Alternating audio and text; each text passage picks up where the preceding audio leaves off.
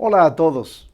En los últimos meses, las autoridades del gobierno federal han hablado mucho acerca de recortar el gasto público, de hacerlo más eficiente, de conducir con responsabilidad las finanzas públicas.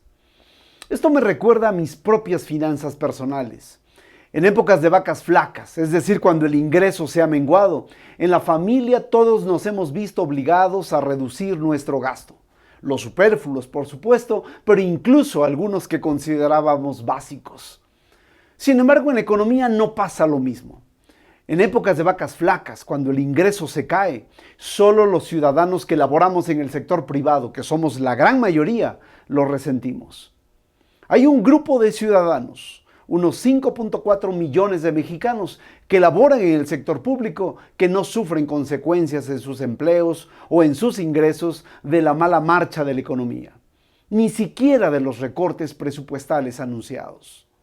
Le doy un dato para ejemplificar. En la última década, las remuneraciones corrientes promedio de los trabajadores del sector público se han incrementado 94%. En cambio, los salarios base de los trabajadores formales inscritos en el Seguro Social se incrementaron 56% en términos corrientes. Ya ni digamos del salario mínimo, que se incrementó 51%. Quizá un dato adicional sirva para reforzar lo que le quiero decir. El año pasado, en 2014, los trabajadores de los gobiernos estatales, que por cierto suman más de 2.6 millones, incrementaron sus remuneraciones en 6.5%, un porcentaje muchísimo más alto que la inflación anual. Ahora, si la velocidad en el incremento de las remuneraciones que perciben en general los trabajadores del sector público ha sido mucho mayor que los que laboran en el sector privado, el monto de las remuneraciones que se perciben en el sector público mexicano respecto del privado ya es de escándalo. Simplemente 3-1. Es decir, en términos generales y con datos oficiales, un trabajador del sector público obtiene ingresos por 3.3 veces más que un trabajador formal del sector privado. Qué bueno que los 5.4 millones de burócratas que hay en el país ganen bien.